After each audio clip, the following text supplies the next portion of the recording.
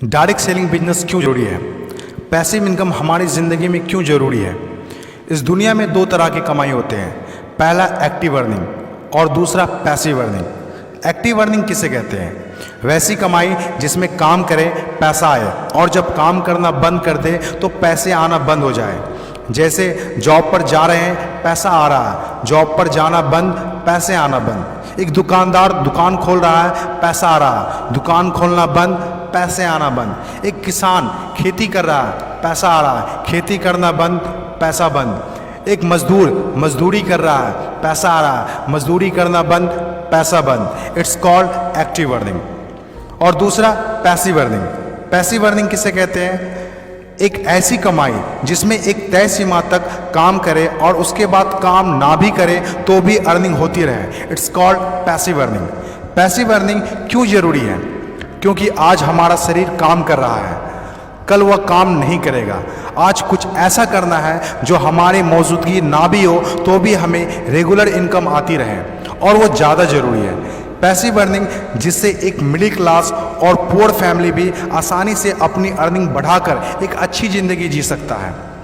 आज passive earning के तरीके का इस्तेमाल वर्ल्ड के सभी अमीर लोग, बिजनेसमैन, पॉलिटिशियन और एक्टर सभी अपने लाइफ में पैसे कमाने में करते हैं। पैसिव अर्निंग का मतलब ऐसा काम जिसमें किसी काम का रेगुलर इनकम आता रहे, जैसे रेंटेड प्रॉपर्टी, कोई मकान, बंगला या रूम को रेंट पर देने से जो पैसा आए। और भी है जैसे fix deposit, real estate, business, YouTube earning, ये सभी पैसिव अर्निंग में आते हैं। आज आपके पास कोई एक ही इनकम ऑफ सोर्स है, चाहे वो जॉब हो या बिजनेस हो या शॉप हो या फिर एग्रीकल्चर, कुछ भी हो, आप उससे अपनी लाइफ की ज़रूरतों को पूरा नहीं कर सकते हैं। अगर आपको एक बेहतर ज़िंदगी चाहिए तो आप सिर्फ एक ही इनकम ऑफ सोर्स पर डिपेंड नहीं रह सकते। आपको सेकेंड, थर्ड, फोर्थ या ज़्यादा इनकम सोर्स बनाने होंगे। जितनी ज़्यादा इनकम ऑफ सोर्स होगी उतनी ज़्यादा अर्निंग होगी और आप अपने फैमिली को एक बेहतर ज़िंदगी दे पाएंगे।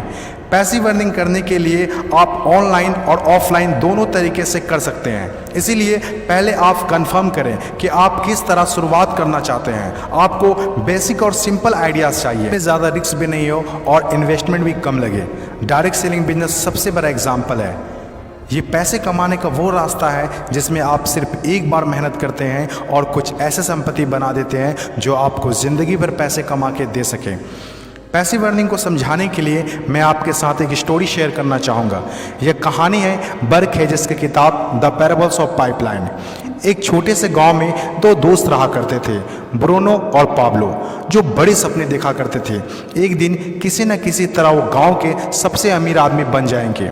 वो दोनों काफ़ी मेहनती थे, उन्हें तो बस एक मौके की तलाश थी और एक दिन उन्हें वह मौका मिल गया। उस गांव में एक समस्या थी।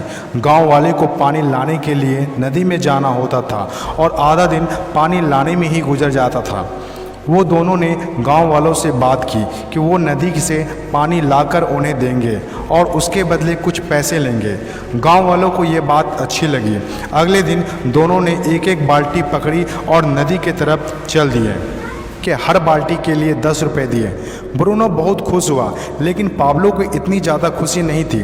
पाब्लो को बाल्टी ढोने की वजह से उसके पीठ में दर्द हो रहा था और हाथों में छाले पड़ गए थे। अगली सुबह फिर से उन्हें ढोने की बात सोचकर ही दहशत हो रही थी। पाब्लो ने नदी से गांव तक पानी लाने का एक अच्छा आइडिया सोचा। जब अगली सुबह दोनों अपनी अपनी बाल्टी उठाकर जाने लगे तो पाब्लो ने कहा, ब्रूनो मेरे पास एक आइडिया है। चंद सिक्कों के बदले मैं दिन भर बाल्टी ढोने की वजह क्यों ना हम नदी से गांव तक पाइपलाइन बना दें। ब्रूनो ने कहा, पागल, हमारे पास एक बेहतरीन नौकरी है, अच्छे पैसे भी मिलते हैं जिससे हम जो चाहें खरीद सकते हैं। अपनी पाइपलाइन के आइडिया को दिमाग से निकाल दो। लेकिन पाब्लो इतनी आसानी से डिमोटिवेट होने वाला नहीं था। उसने अपने दोस्त को पाइपलाइन बनाने का आइडिया अच्छे से समझाया। हम लोग दिन के आधे समय बाल्टी ढोने का काम करेंगे और आधे समय और छुट्टियों के दिनों में पाइपलाइन का काम करेंगे।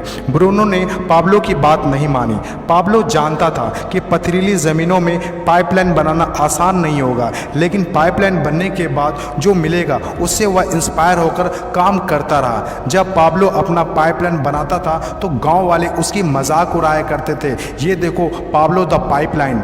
ब्रूनो पाब्लो से 2 गुना काम कर रहा था, इसीलिए वह 2 गुना पैसा भी बना रहा था।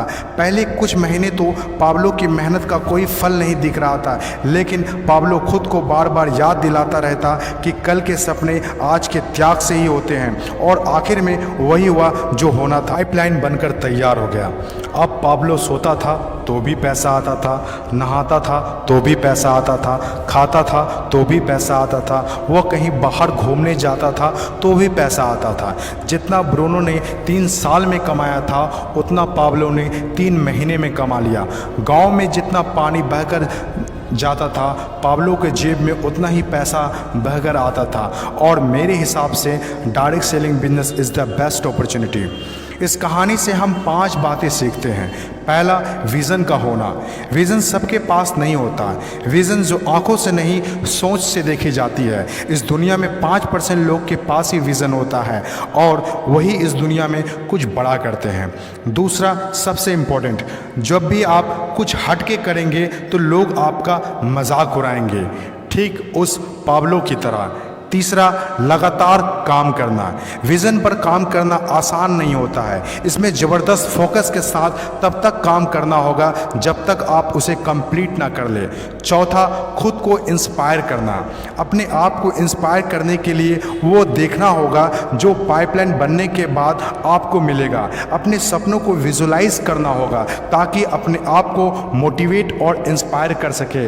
पांचवा और सबसे इम्पोर्टेंट बात, प्रॉब्लम सॉल्विंग वर्क। जिस तरह पाब्लो ने गांव की पानी की समस्या को सॉल्व किया, आज हर वो इंसान सक्सेसफुल है जिन्होंने लोगों के प्रॉब्लम को सॉल्व किया है। चाहे वो डॉक्टर हो या इंजीनियर, चाहे वो साइंटिस्ट हो या कोई मोटिवेशनल स्पीकर, आज हर वो इंसान कामयाब हुआ है जिसने भी किसी भी फील्ड में लोगों के प्रॉब्लम को सॉल्व किया है। और डायरेक्ट सेलिंग बिजनेस भी ऐसा ही है।